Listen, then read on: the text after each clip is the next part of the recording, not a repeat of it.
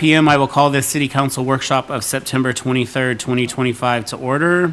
This will be both a physical meeting and a virtual meeting. Some members of the city staff or consultants may be participating via teleconference. Today's meeting may be viewed on YouTube, Facebook, and following the meeting on cable channel 10 HD 1090. Public comment is not normally taken at workshop meetings, although the council may allow or request public participation on action items. We have no action items on our agenda today. The first item on our agenda today is an executive session.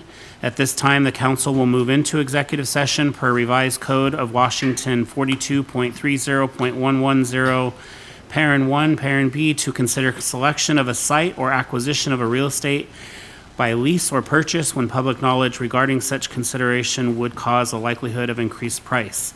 And per RCW 42.30.110, parent 1, parent I, to discuss with legal counsel litigation or potential litigation. The estimated duration of the executive session is 20 minutes. Action may or may not be taken upon return to the open session of the workshop.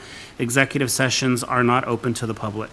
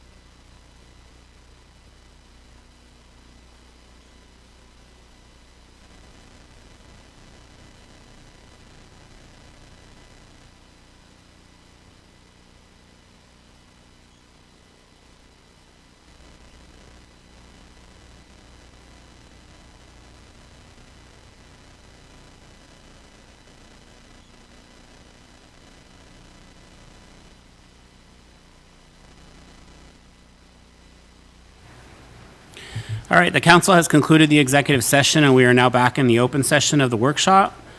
There will be no action taken at this time regarding the matters discussed, and we will move on to my comments. Staff intended to bring back the ordinance discussed at the September 16th meeting with an update regarding the council's proposed speed limit change to 40 miles per hour as opposed to the 45 mile per hour planned by WashDOT. Near the upcoming roundabout, staff are still reviewing the council's proposed change with our legal counsel and with WashDOT. Once a determination is made, staff will bring this item back for consideration. At this time, I'd like to take a few minutes to invite council members to provide any updates on the city's boards, commissions, or committees on which they serve. Councilmember Romero. Just with respect to Island Transit is very mindful of the fact that they need solid numbers with regard to utilization of the buses in order to form up effective routes and efficiencies. And really, there's nothing else at this time. Thank you. Okay, so when you say that, are they conducting a study, though, to? They're not actually, they have to implement the automatic counting of passengers in and out of the buses in order to get a realistic route data in order to evaluate what to do. So they don't have, they do not have that. They got the raw numbers for, and those aren't necessarily empirically established because they're done by manual counts. So, but I don't have a timeline with regard to that, but it's firmly in the planning to do that soon. Okay. I'm not sure how soon. So, but are they conducting manual counts, though? Is that what you're saying? They do a overall manual count, as my understanding of it. But again, it doesn't give any granular data with regard to specific routes, so it's not very useful. And I'm not sure about the reliability of it or anything like that. But there are those numbers, and David Goldman has referenced them. Yes, with regard to the counts, the general counts. Yeah, the unlinked passenger trips and the data from the National Transit Database. Yeah. Right. Yeah. But that's all I have on it. All You're right. Thank you. Anybody else for the good of the order? Marina update? We didn't have a, Marina, we did not have a meeting as we did not have a quorum. Okay. Parks and Rec? The majority of the last Parks meeting was a conversation about converting pickleball courts or basketball courts to pickleball courts. And that is being looked into what the cost of that would be, primarily the court at Fort Nugent Park. Awesome. Yeah. You guys aren't going to volunteer, and I'm just going to keep calling on each one of you. LTAC? Meetings are 2 weeks from now, beginning of October, and then Tourism Board. When I talked to the commissioners last week, it should be this week where we have the first look at the new interlocal. I appreciated your letter to the editor, too. I read that. Thank you, sir. Yeah. How about civil service or anything else? Yeah, go ahead, Councilmember Wiesner. I was not at the last planning meeting, but of course I watched it. Yeah. And the reality is that the planning commission's deep into the comp plan updates, and the vast majority of the meetings have been taken up by getting caught up on that. Looking forward, I will say, to getting the planning commission up to full staffing. They've been running with a skeleton crew who have done a really great job of carrying a lot of weight for 8, 9, 10 months now. And I know we've got one new commission member that is very well versed, that just got appointed, which along with our current chair obviously is from the planning community also, and so I'm looking forward to some robust conversations there. Great, thank you. And thank you to all the volunteers who serve on these boards. Your participation is very much appreciated. So one last call for each of you. Do you have anything just in general comments that you would like to make that don't pertain to your commissions or boards before we move into the next pieces? All right. All right, the first item on the agenda here is the proclamation recognizing September as National Preparedness Month. Here to introduce this topic is Captain Mike Engel from the Fire Department.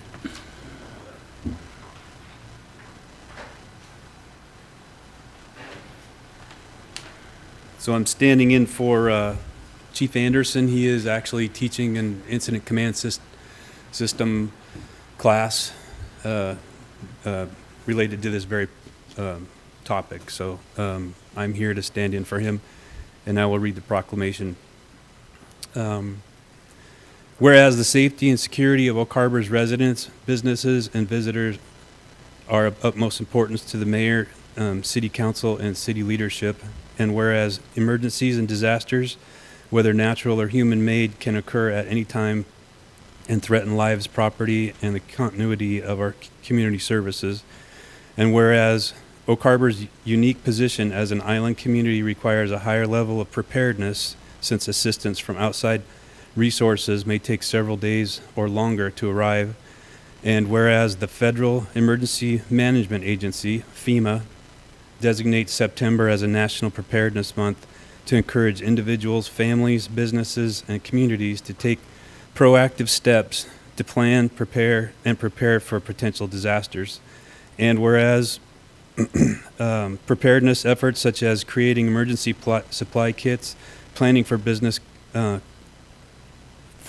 continuity, and participating in training programs like the Community Emergency Response Team, which we call CERT, can strengthen our community's resilience and reduce the burden of first responders during disasters. And whereas the City of Oak Harbor supports FEMA's rural community approach, recognizing that effective emergency preparedness and response requires the active involvement of individuals, families, businesses, nonprofit organizations, faith-based groups, schools, and government working together. And whereas every action taken by our citizens and businesses to prepare, including maintaining at least 3 days of food, water, and supplies, and preferably 2 weeks of supplies, helps ensure Oak Harbor is better equipped to withstand and recover from emergencies and disasters.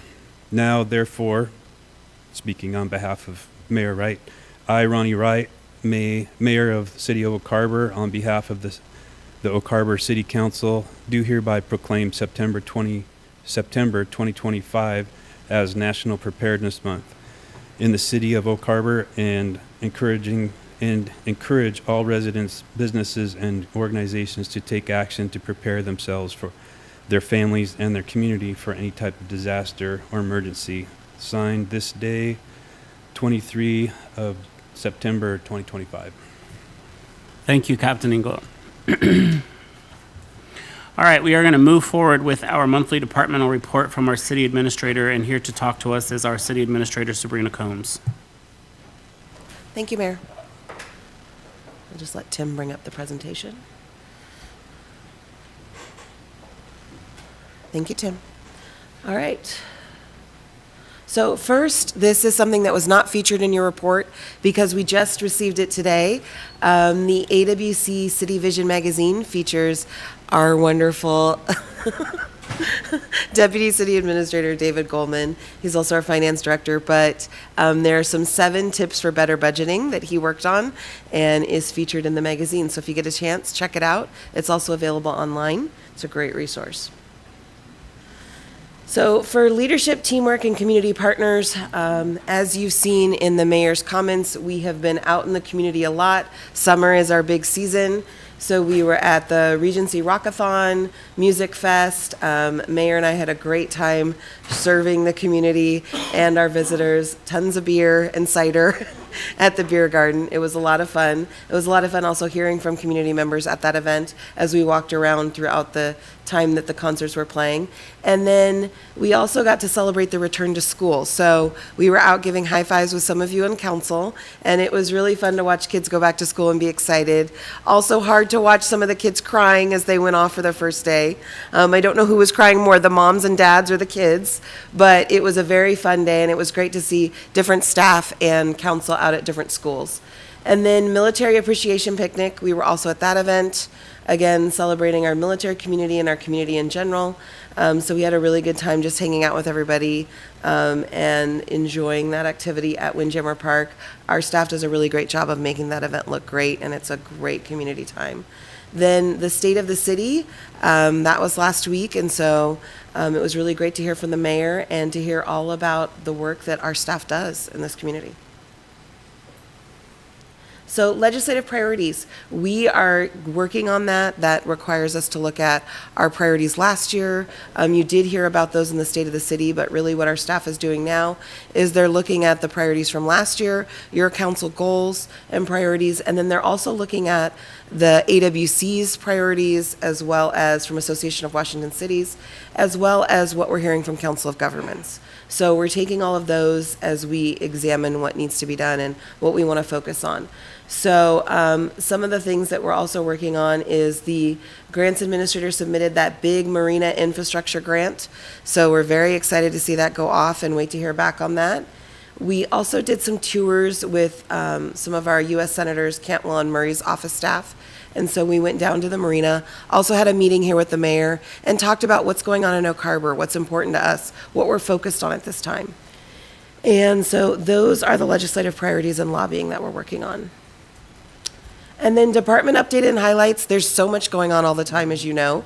But some of the things that we're focused on right now are, to highlight for you, are the development services director position. So we are applying for that. We're calling it community development, and we're working on an overall name change. So that's going to be coming through Planning Commission, as well as you're going to see it in the recruitment for this new director position. There are also some other recruitments we have in the Finance Department, Parks and Recreation, and Public Works. Sorry, I'm losing my voice. I'm getting over a bad cold, so. Long-range planning, we're doing the comp plan, which you'll hear about today. We also have parks and infrastructure planning that's in progress, so you're going to hear more of that from our staff. You're seeing those also in a lot of our advisory board groups as they're meeting.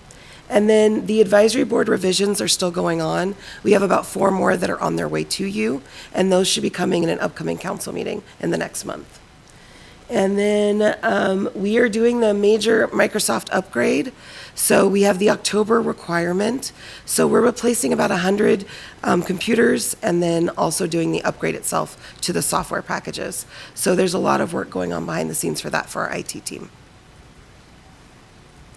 And that is it. Let me know if you have any questions.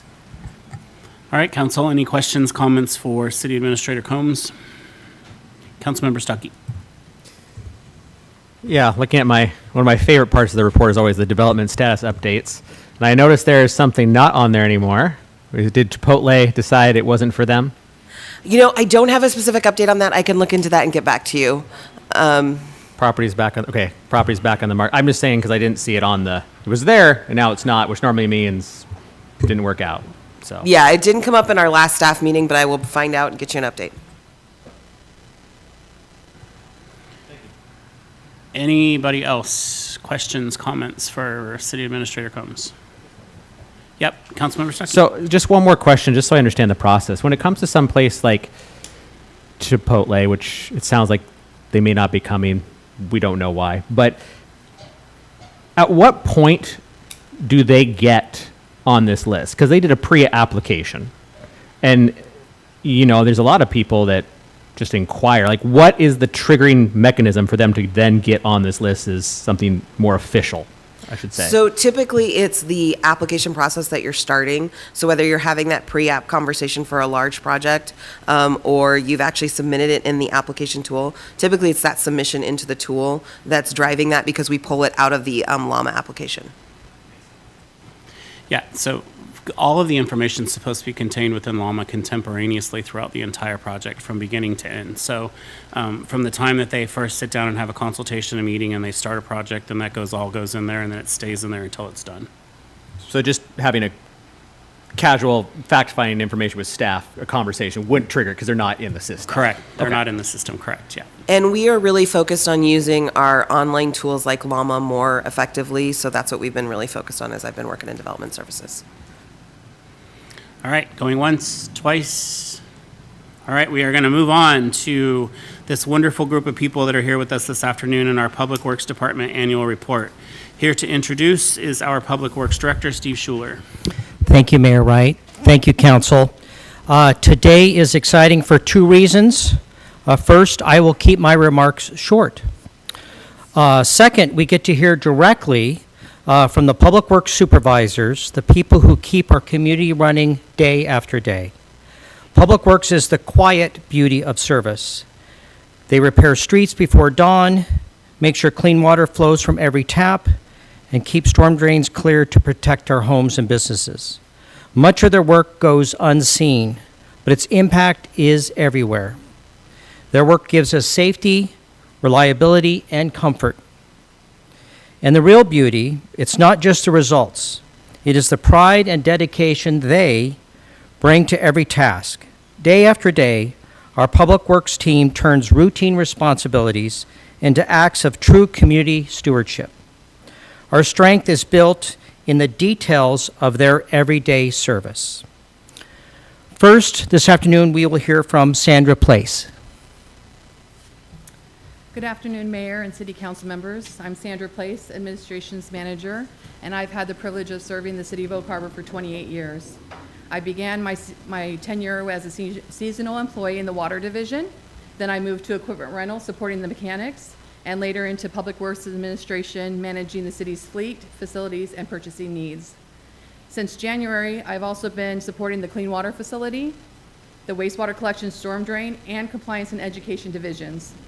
These past 9 months have been very exciting and a great opportunity for me to learn and grow in areas that are critical to the city's operations. This past year has included several highlights. We partnered with L&I to identify potential hazards at the Clean Water Facility, confirming our strong safety practices while committing to further improvements.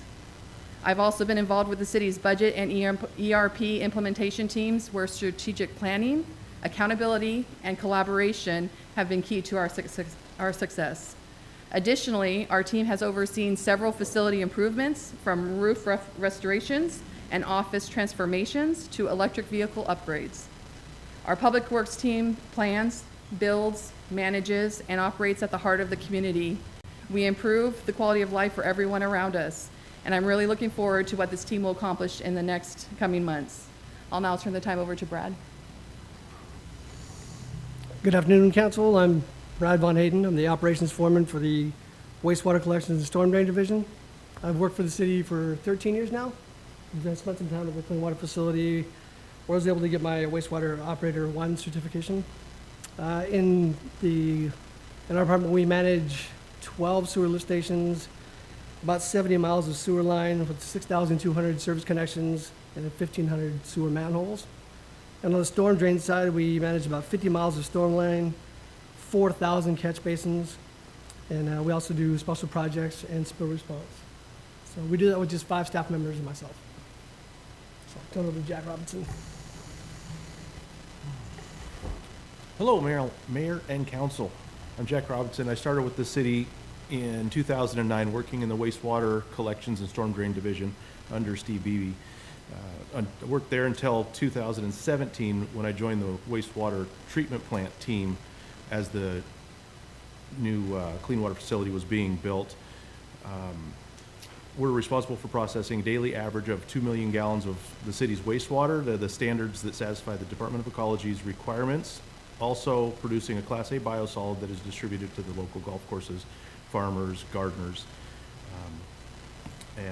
This coming year or two, we're looking forward to making some operational changes that will improve our processes, make things a little bit smoother, as well as make us just better neighbors in general.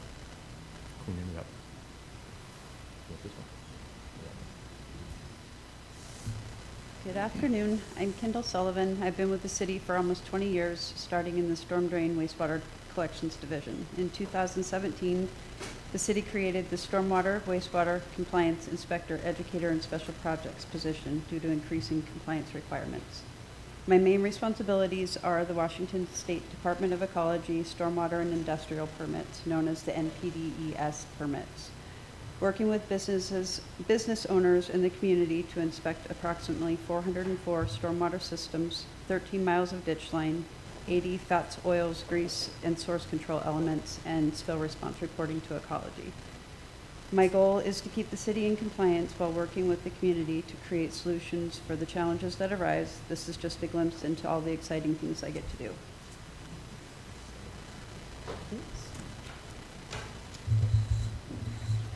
Good afternoon, Mayor and Council. My name is Ken Riley. I'm the maintenance foreman for the city's equipment rental division. I've been with the city for 18 years and have 35 years as a professional mechanic.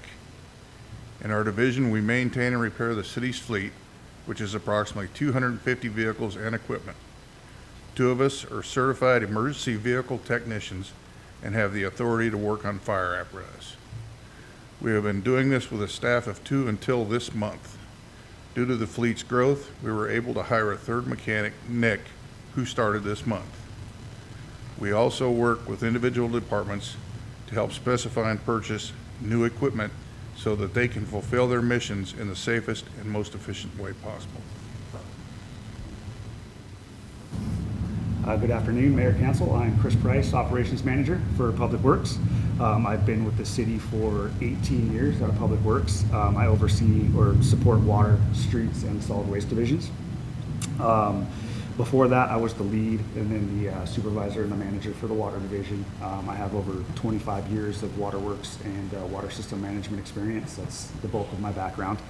Some key projects that I'm supporting and working with streets and the water divisions are, as I'm sure you guys have seen, I saw it on Facebook and it might have made the paper, but it was the Olympic View crosswalk. We're preparing that to better get kids across that street in a much safer manner and control the traffic in that area. Working closely with engineering on the SCADA system upgrade, which I believe we did present earlier this year. Southwest Lopez Drive water main replacement, Southeast 4th Glencoe water main replacement, the Well 9 replacement, and I've heard mentioned many times today the water comp plan, which we'll be working with. And before I hand it over to Jimmy, we're kind of in a transition now. We are confirming our streets operations foreman. Right now, we've recruited that. We've picked out a great candidate. And unfortunately, he couldn't make it here today, but yes. So I will turn it over to Jimmy with the Water Division. Thank you. Hey, I'm Jimmy Gordon. I'm the Water Division Operations Manager. There's 5 of us in Water Division. I've got 13 years of experience in water. I've been with the city for 11 months. We provide safe, clean drinking water to the customers, and we respond to emergencies as quick as we can and try to be efficient about it. And yeah, that's it.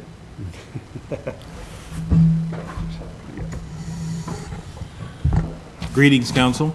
My name is George Place, Operations Foreman for the Solid Waste Division. I've been with the city for 29 years. I have started out as a summer help in the treatment plant in 1997, moved to Parks, then the Solid Waste Division. In my many years, I've assisted with water, collections, and streets operations. My key solid waste duties include residential, recycling, and yard waste roll cart collection, and commercial dumpster service. We service our parks and street litter containers, as well as cover special events solid waste needs. As a bonus, we take care of hard-to-handle items such as furniture and appliances for our constituents. I currently manage 7 employees. All right, thank you, supervisors. Council, in the meeting packet is the Public Works Department organization chart. The green box is about 60% of the positions were hired or promoted in the last couple of years.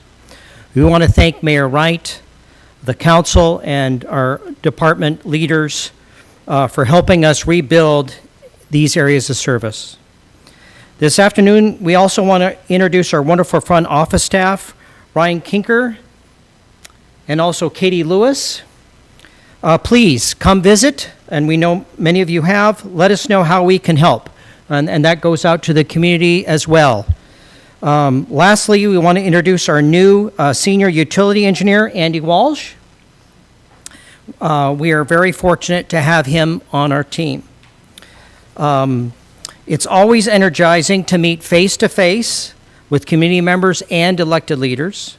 These conversations are about building trust, strengthening relationships, and having all of us move forward with better ideas and a better community. And so with that, we open it up to any questions that council may have. Great, thanks, Steve. Before I turn it over to council, I just want to say again to each and every one of you, thank you for being here today. As I said last week in the State of the City address, it's truly the biggest privilege of my life to have been elected into this position and represent you all on a daily basis and see the things that you're accomplishing. We're moving the city forward in a very positive way, and we're achieving a lot, and we're doing great things. So, and none of that is possible without each and every one of you. So thank you very much. And with that, I will turn it over to council for their questions or comments. Yes, Councilmember Romero.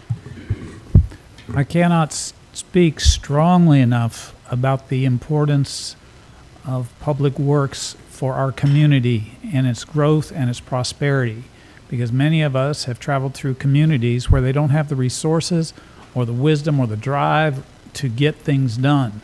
And on account of Mayor Wright and Steve Schuler and, of course, all the department heads, you all, we've been able to move forward in a way that's going to be an eye-opener for everyone who comes into the town, because they're going to be seeing things happen, and it creates a synergy or kind of a driving, one thing reinforces another, so that people say Oak Harbor is the place to go because they're moving forward into the future.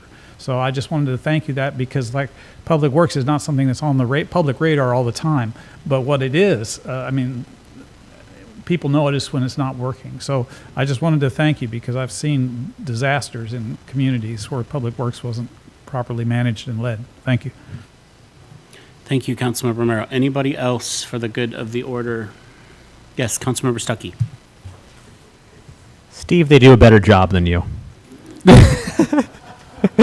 Have them here every time. No, but aside, thank you for all you do. It's nice to get the FaceTime. I think it's easy for us to sit up here when we make policy decisions and decisions on roads and water and not always think about the people here.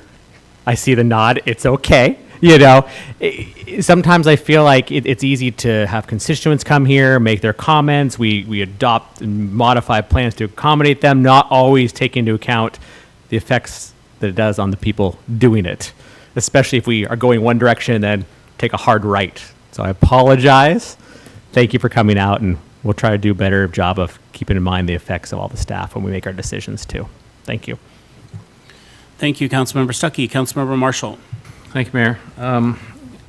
I just want to reiterate the same thing. I appreciate all you guys being here. I think I've had the privilege of working with almost all of you at one point or another, and it's been an absolute pleasure. You guys are the consummate professionals and really keep our city moving. For those who I haven't had the opportunity to work with yet, I look forward to it and appreciate all that you guys do for our city, and so thank you. Thank you, Councilmember Marshall. Councilmember Wittgenstein.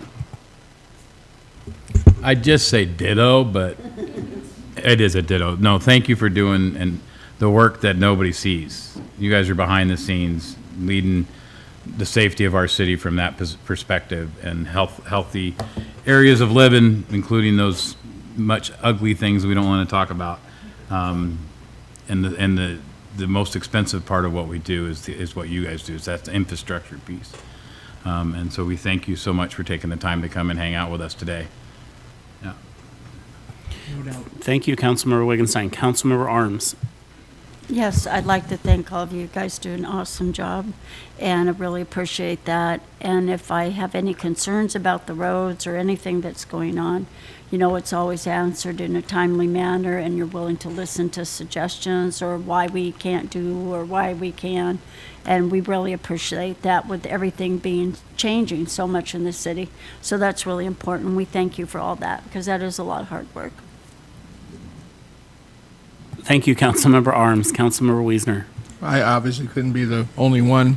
I did want to point out, you know, I've always felt as though each and every one of you are approachable by me, right? We run into each other places, we have conversations, and I do want to point out we're approachable by you also. Council's approachable by anybody in the city, and I just want to remind you of that. If you find yourself in a situation where you feel as though you can take some time out of your day and want to reach out, you're welcome to do so. And I've always felt that way with each of you. So thank you. Thank you, Councilmember Wiesner. All right, well, thank you very much again for all of you coming today and presenting. And again, just keep up the great work. You guys are doing a fantastic job. The community probably doesn't say it enough. Stay off social media. Don't read it. That's my advice to all of you. Just know that you're doing great things, and we'll continue to showcase that. So thank you. All right. Thank you. All right. So the last item on the agenda today is our 2025 Comprehensive Plan Major Update. And here to introduce this topic today, after we take a 30-second to let people get settled, is our Principal Planner, Rajesh Kakkamak.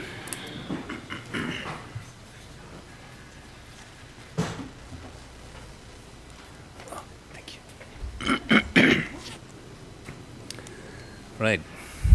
Good afternoon. Thank you very much. I have a very short presentation on the comp plan policies that we'll be reviewing today. A short presentation, and then hopefully we'll have some discussion and comments from the council at the end of that. So without further ado, I'll just jump into my presentation, and I'll kind of give an update on where we are with the comp plan as well with my first few slides. So, as you all know, that we've been in discussions with Island County for the last few months and trying to determine our growth areas and growth boundaries. We're continuing to work with the county on that, but some of the things that we've found or determined over the last couple months in our communication with Allen County is that the housing target that we are planning for in our comprehensive plan now rests around 3,735 units. The target for the UGA, that is the existing UGA, according to Island County, is 464 units, and which leaves a deficit about 1,333 units from the total allocation for the Oak Harbor UGA. So the county is considering a proposal to change the countywide planning policies to remove the 1,333 from the allocation count so that we don't have to plan for it, citing that there's lack of infrastructure. However, this is, I think, just a communication issue that we're having with Allen County, some procedural things that we are not seeing eye to eye, and we're continuing to work with the county and the state to find the middle ground to see if we can find ways to still plan for these 1,333 units. So the discussions are ongoing with the county and the state in trying to work for that. But within the city limits, we have our target, I think, somewhat narrowed down, and so we're going to try and move ahead with our comp plan update, and we'll see how our discussions with the county pan out in terms of the growth that we want to try and plan for. So that's generally on the UGA and the growth issues. But what we're trying to do over the next 3 months is we still have to look at our existing comp plan. We have to look at all our existing policies. We have to make sure that we're preparing for some of the growth pressure that we face for Oak Harbor. Plus, we have to address a lot of the state requirements. So what we're looking for with the review of these policies over the next 3 months actually is to just give us your feedback and your comments generally on these policies. We're going through a time of change. We got some good comments from the Planning Commission. This is a great opportunity to have open discussions on policies that were changing or policies that were not indicating for change that the council or the commissions would like to see us change as well. We want to hear about that as well. So we're just seeking general direction and feedback.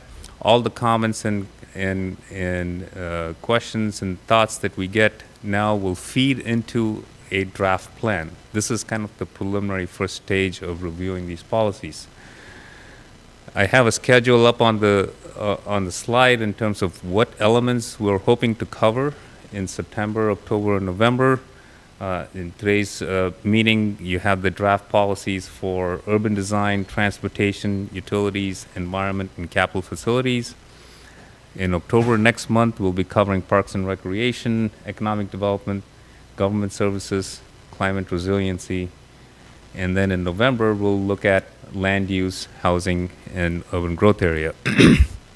So these are just what we'll look at over the next 3 months is just the policies that are stated in these various elements. And what I'm hoping I can come back with a joint meeting maybe in early December is to have a joint meeting with the Planning Commission, and then we'll start looking at some of maybe the concepts that we want to consider for our comprehensive plan in terms of visuals. So most of the stuff that you see in your spreadsheet that's attached is mainly textual policies, but there are maps and things like that that provide guidance as well, that provide us with ideas and concepts moving forward. And I'm hoping to bring that to you in December and January.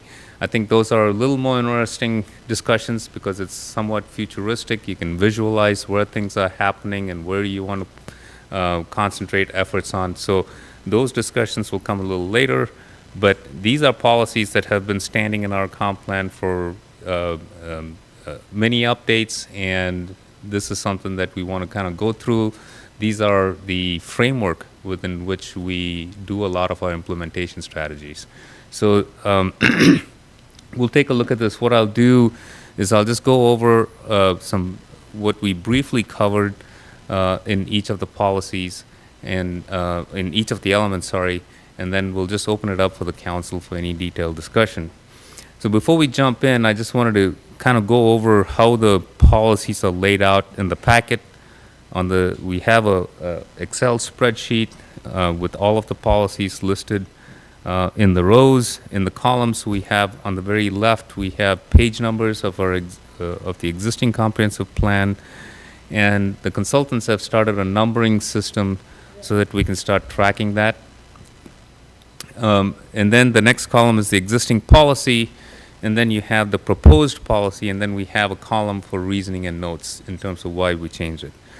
So some of the driving things that are changing these policies for us in this go-around is, as you all know, there's just a pressure for housing, a pressure to accommodate housing, more housing within the city limits, higher density. So we want to look at ways where we can try and support an environment that will facilitate that. So a lot of our changes are trying to make sure that there are no policies in here that severely restrict us from going through these changes that the community has. So that's kind of some of the drivers behind it is the housing pressure, changes in state law that we have to naturally accommodate, and then some of the policies that have been tried and tested but don't work. Just through implementation, we want to try and address it or bring it up to what our current practices are. So those are the type of things that we've tried to address in these changes. So as you know, that the comprehensive plan has various elements. So I'll go over kind of so how are we doing this review internally? I just wanted to take a sidetrack to explain to you how do we review these policies internally. So our consultants have taken a look at these policies. They've generated this format. They've suggested the changes that come from the state. And then what I do is I schedule meetings with our Public Works Department, our Parks and Recreation Department, and other departments, and go over these policies actually line by line with all the staff. So this has gone through somewhat of a preliminary review by our staff. And now I'm hoping to get your comments and your thoughts and your feedback as well. And I'm hoping to take all these comments, which will then generate the draft plan document. So what are we doing in the urban design element? We're trying to provide for flexible options for habitat. and we still want to preserve our ecosystem in the urban areas, maintain the urban tree canopy. How do we do that with the development pressure? We've tried to kind of amend or change policies to make sure we're looking into the future, not letting some of our past implementation strategies slow us down. So we looked at ways where we can still maintain our resources and natural habitat and still allow for development to happen. So we kind of look to fine-tune some of those policies. Again, we want to focus a lot on native species and trees. They're more resilient for our area. You know, how this will translate is it'll translate into what tree species that can go into development, etc. But these are just broad policies trying to set us up for that process. And we've gone towards more revegetation. Some of the policies that you will see in the urban design element, a lot of the previous policies talked about trying to maintain existing forests and things like that in the community, which 20 years ago, if you drove by, I think before Home Depot, that was a forested land. Before the development up by Walmart, those were all treed lands, and the community got used to looking at those and wanted to preserve those. However, those are not in public ownership, and at some point they go through a redevelopment process, and we want to try and make sure that our policies reflect the changes that the community is going through.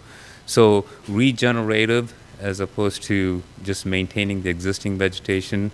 You know, we had policies such as maintaining buffers. So if you have a land, 5 acres or so, it's treed, somebody wants to go in and clear it, you say, well, you need to maintain a 30-foot buffer.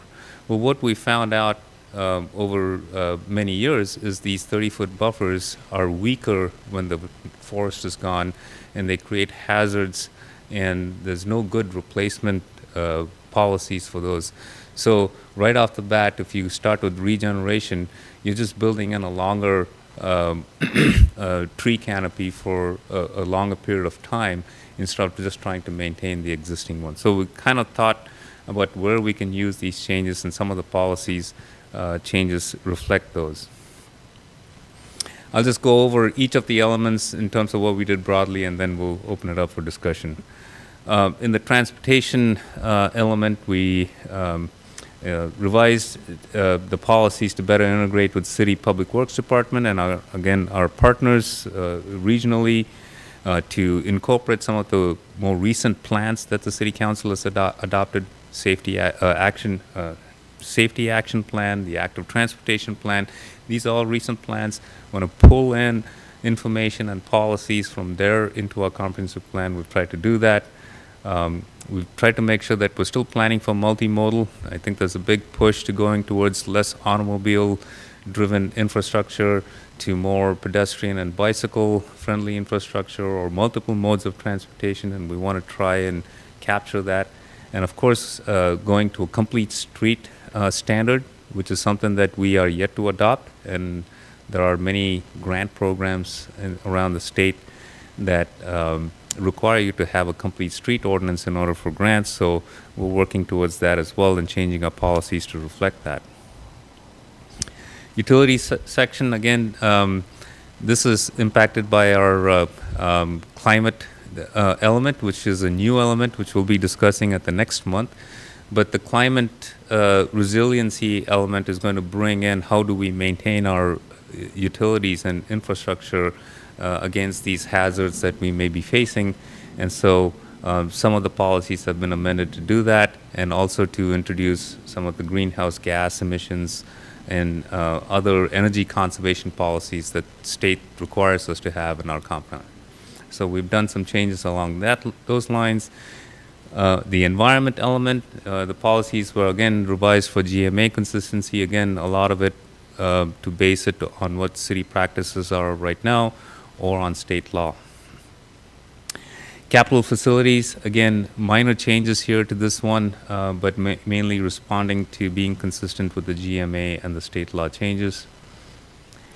And I kept it very high level. I did not dive into any of the policies, so I'll leave it at that, and I'll let the council choose what policies or what thoughts, what comments you have from the document that you have in your packet, and we'll be happy to discuss that. I think in the packet I've also included what Planning Commission discussed. They had some good comments. They went through and made several comments about changing, and we've incorporated all of that already into a draft plan, that into a document that was not ready while we sent this packet out to council. So you have the original packet that the Planning Commission saw. So with that, I will turn it back to the council, thoughts, comments, and happy to take feedback on any of the policies and changes we have. Thank you, Mayor. All right, council, questions, comments for CAC at this time? Yes, Councilmember Stuckey.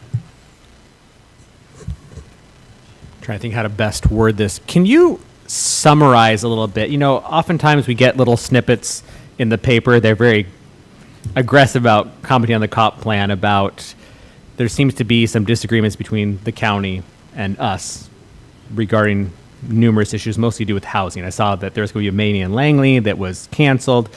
Can you summarize maybe what some of the contention seems to be between the county and the city as far as planning goes and housing allocations and who's doing the infrastructure? I'm trying to get what the pushback is from them. Yes, I will try and do my best to convey as much information. And So of course, one quick thing before CAC explains to you, and I just want to give you, there have been a lot of meetings where I've met with Commissioner Johnson, CAC's met with Commissioner Johnson, as well as City Administrator Combs have been there and been a part of those meetings. There's not so much contention. I know that's what the paper wants to lead you to believe, but there's not really that much contention. There's just, we're not all on the same page about what needs to be in place as far as where we go is into the UGA. Their understanding of it is that we have to have all of these utilities and water amenities in place, and those are generally things that we negotiate with the developers, and they pay for those as part of the development process. So we're working through the process with the county on developing interlocal agreements to where we're both on the same page with that, and then I think we're going to be on the same page with moving forward at that point. So.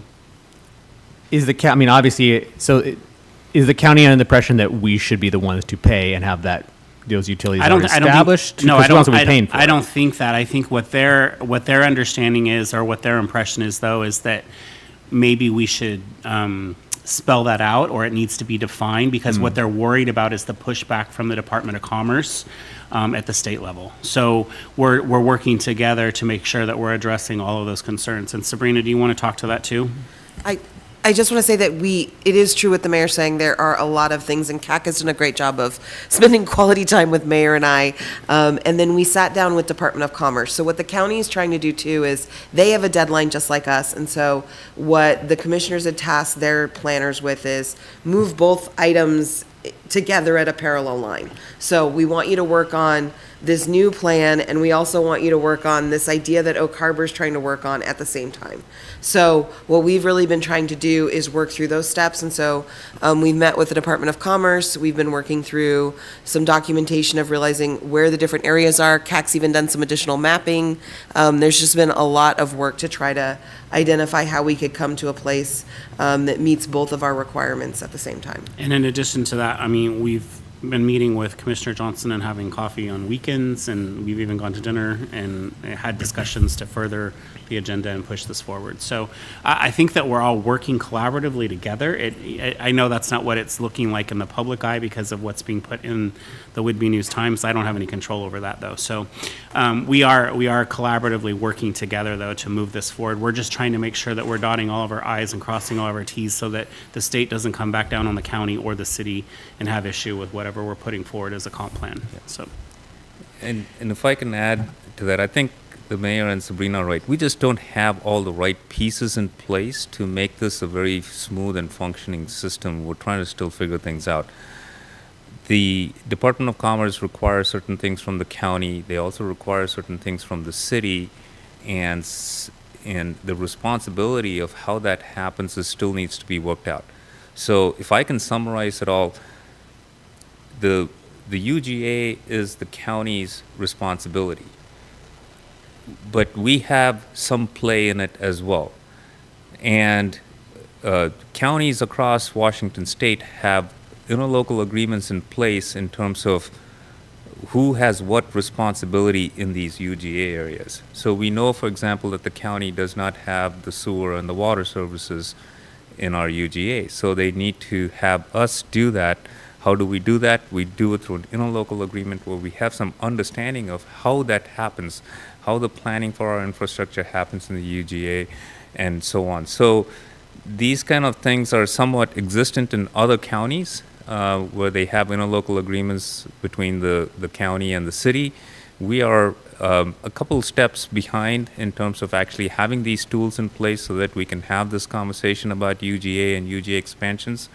So failing these tools in place, we have some kind of gaps that we're just trying to fill, and that's kind of what we're trying to do. So as the mayor mentioned, it's not any contentious issues. It's that we don't have all the tools in place right now, and we're trying to kind of put those in place, hopefully in a timely fashion, to address the county's issues and our issues as well. Yeah, thanks, CAC, for that. And I think, I think that they're very appreciative of the fact that we are trying to make sure that those things are in place. So then as we go through this process again, those things will be in place and we won't have to revisit this again, because I believe this was an issue the last time the comp plan came forward as well. So, yes, Councilmember Wiesner. So in the NCAC, are we working with the county on making some adjustments to countywide planning policies? Is that kind of the level that we're at? Well, so because the county wanted, so they wanting to get into the deadline for the December 2025. We probably won't be able to meet that deadline because we're considering an EIS as part of our comp plan. So we're going to probably bleed into 2026. The county is doing their best to try and meet the deadline of December 2025. The only way they can get to the mark is if they're not planning for the UGA. The UGA just adds time to it. I think what they wanted to do really quickly to get to that deadline is say, well, let's just take this number out of the countywide planning policies and move ahead. That was the amendment that was being proposed. And because we're still, and that's what Sabrina is saying, they were moving the countywide planning policy amendment and their comp plan in similar tracks, trying to make sure that they can meet their deadline. And so we're still kind of working, saying we have options here, we have choices here, we should plan for these 1,333 units that they want to take out of the countywide planning policies. Now the consideration is there enough time for all of this to happen before the deadline? So, and a lot of this, from my understanding, is, those numbers that we're plugging into the countywide planning policies, we're plugging into a set of predefined planning policies that were jointly set up years ago, quite frankly, by both the city and the county. The city had some input, but the county mostly set them up. And like a lot of planning policies, as things progress, there are things that are not addressed in those policies, and those are the gaps that we're trying to fill, are the things that aren't addressed that we're needing to address in order to move through these steps. Yes. Okay. I'm just going to offer up, and you and I will be talking more tomorrow at the planning meeting. There's going to reach a point, right, where we're going to have to work on those planning policies too, along with this, and as the policy-making body up here, it seems to me like we may reach a point where it may be smart to get this policy-making body and the county's policy-making body back together again. We've done it once during this process, and it was kind of a kickoff, and so it was more of I guess a presentation as to what the process was going to be, and less of maybe a discussion as to how we move things forward.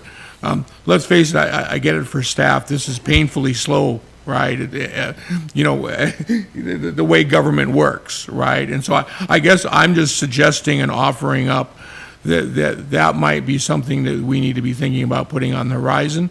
I think that last meeting we had was quite productive. I think there is I mean, there's confusion on our part as to how the county deals with their planning, and there's confusion on the county's part as to how we as a city operate. And I know that for a fact because, I've had, conversations with the commissioners too, and it is it's a different dynamic, right? And we all get in our own little area, and we assume that they know how we work, and we assume that they know how we work, right? And so I'm just suggesting, I think, probably getting close to that time, where if you guys can get work through filling some of these gaps so that we at least have an idea now how we're going to handle those, we could assist you guys in expediting some of this conversation by just getting another joint meeting together between the policymakers. And Kak, sorry. I think one of the things is that we're working on some steps right now that we're trying to get through in the next couple of, I would say, 2 weeks-ish timeline that we're trying to work through. And then from there, that will allow us to have additional conversations about the next steps. We've really been working diligently, as I said, with Department of Commerce, in talking with Island County's planning staff. And so we think we've come to a place of understanding some of those specific needs, and we need to get some of those pieces together, as you're talking about, before we could formally say, hey, now we can sit down and talk about this. And that's the piece we need to do next. Yeah, and again, I'm just thinking ahead, right? Because I know those meetings, often take weeks to schedule. And if we all agreed that there was an inevitability that a meeting like that should take place, that December is going to roll around really quick here, right? And there's going to be a point in time where we've all accepted that inevitability, and that's when we should start planning that meeting. And I'm just saying, I think that inevitability is pretty close to here, that there's going to need to be some policy decisions made before the end of the year, and we're going to need to make them quickly. And we're going to need to help staff expedite this, because I know staff feels the pressure of this also.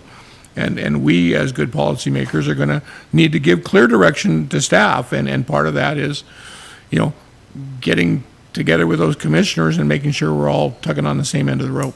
So, and I don't know that's been diligently what you guys have been working on, but, we're here to help, so.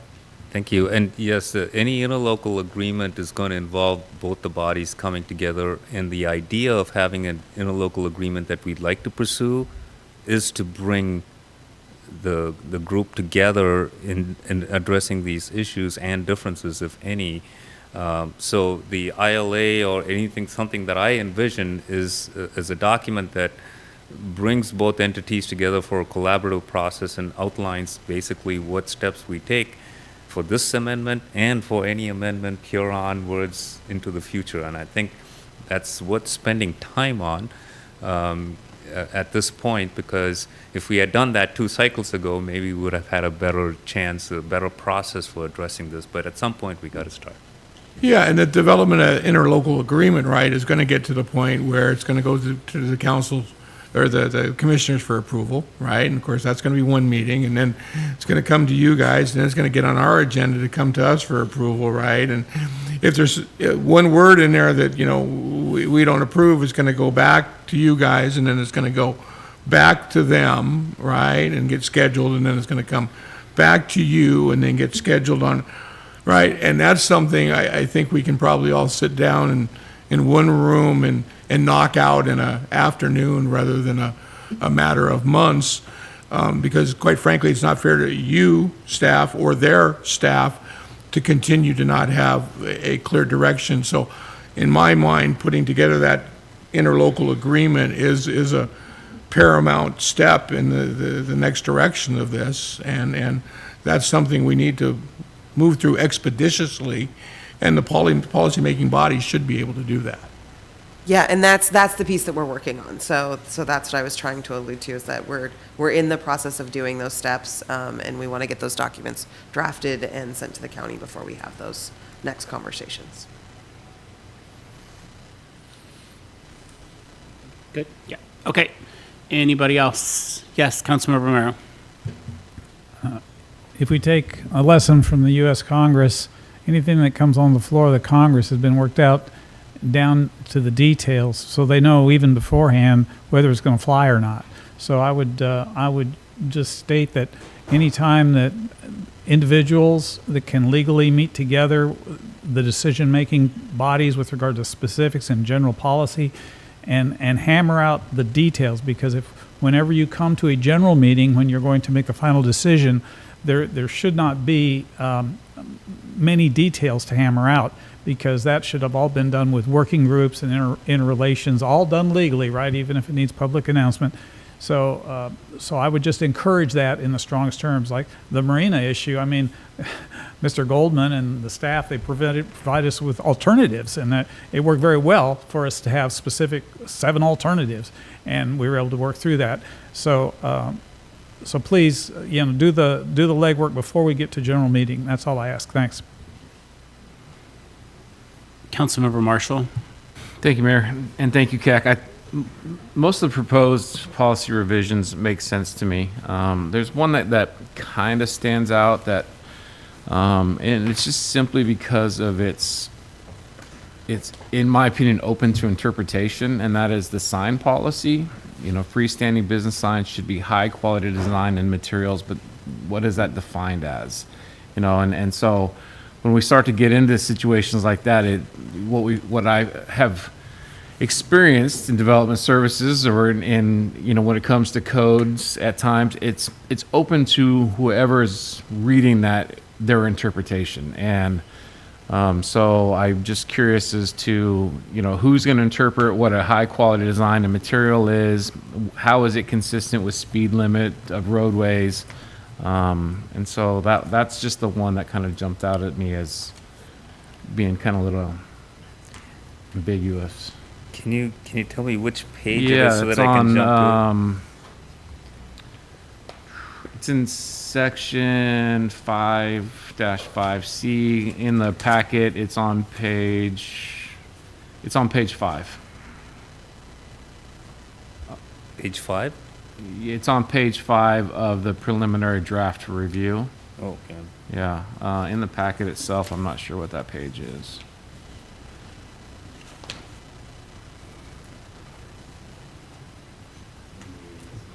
It's in the 80s.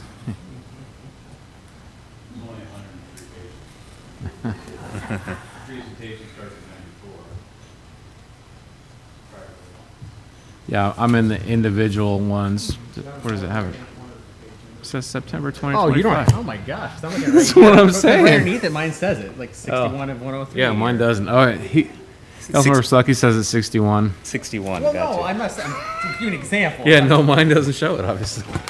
Otherwise, I would have said it. Oh. Oh, no, it is page 61. Yeah, establish sign regulations that promote unique neighborhood identities, local economies, and natural features. It is 61. Page 61. Page 61. Gotcha. The last one? Oh, yeah, okay.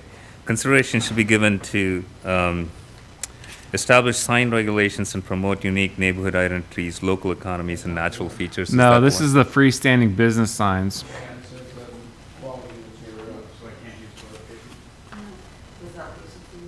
Top of page 64.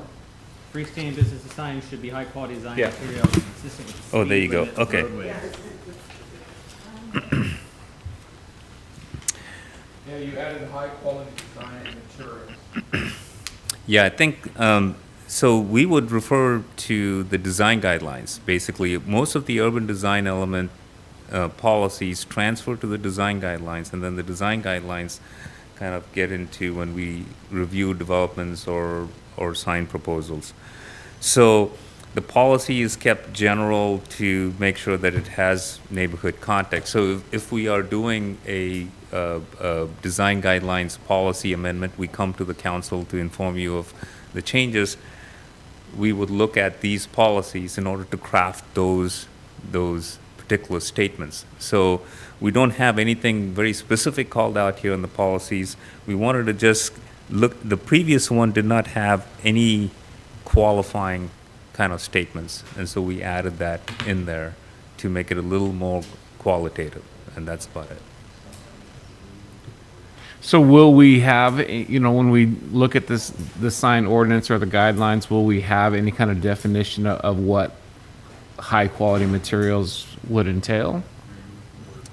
potentially we can look, I mean, yeah, this is the kind of the direction we want to go. So the previous one, freestanding business signs should be consistent with speed limits of roadways and character of land use districts. It was very general, did not give us any qualitative kind of way to look at it. So we're adding some quality, so high quality design and materials. And so when we do have some changes or make some changes, then we'll reflect this into that. So currently, it's hard to tell whether the existing material, existing design specifications we have on our sign is high quality or not. It's hard to tell whose judgment is it. But when we do have implementation policies like the guidelines, then we'll come to the city council and the planning commission, and you'll be the body, or the planning commission will be the body that suggests what they consider as high quality design based on what we're implementing. Gotcha. All right, thank you. Thank you, Councilmember Marshall. Councilmember Romero. Since we're getting down to the details, I have a couple just for your attention, and that is on page 92 in the packet, and it's a new policy, and you're using equally distribute services, and then the reason equitably distribute. And of course, equally and equitably sound the same, but they're not the same definition. So I would suggest you use equitably both. I mean, that you would use that in the new language, but it's really completely up to you. And then also on page 82, just to confirm I'm doing the homework here, I got to make sure I'm not giving bum information.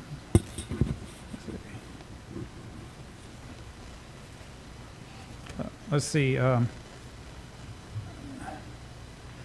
Requirement for sanitary and sewer in the red. I mean, that doesn't make any. It's not clear language as far as national pollution discharge requirements for sanitary and sewer. So just the wording might be clarified. So that Clarified. Okay. Yeah. But that's all I got. Councilmember Stuckey. I see a few places in here where it talks about expanding the urban tree canopy. How do we balance that with affordable housing, developable land, things like that?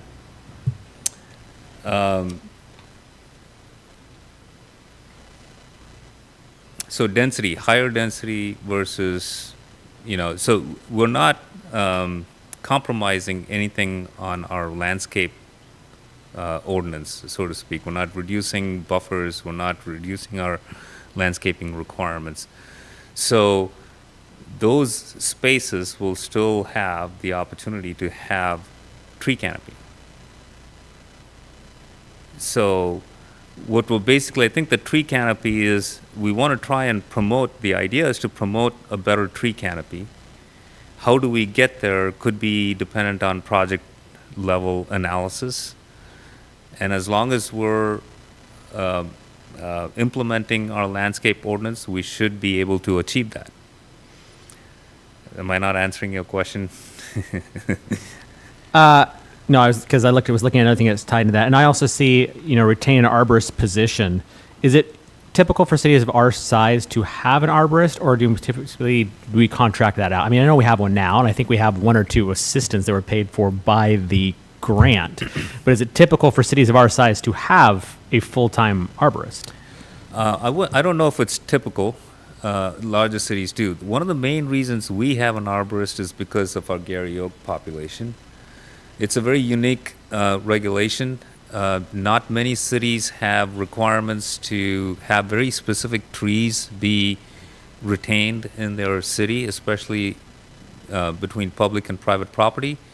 And so because we have this extensive tree ordinance, and our Gary Oak ordinances are in the environment section, and every trimming of Gary Oak requires the city reviewing it, we have an arborist position that has been really helpful. If you contact people in the community that do have oak trees, it's been great to have an arborist because they bring that professional viewpoint.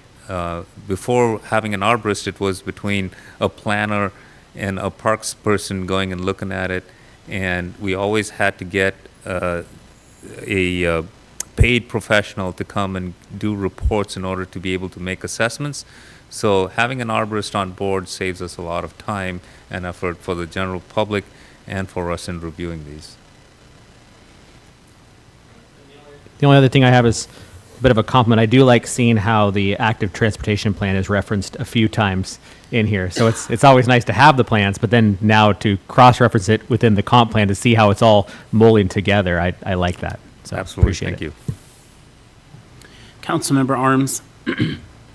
Councilmember Stuckey, to answer your question, it is really nice to have an arborist. We have a Gary oak tree at our house, and we needed to have it trimmed, so we had to go to the city, and we had to have them come out with our guy, and so it was much more, it was better to have that instead of, and it didn't take a lot of time, so it was really an asset. And when we were talking about the tree canopy, people have been complaining about the amount of trees that are being knocked down, and you're going to have shrubs and bushes, but you're not going to have trees.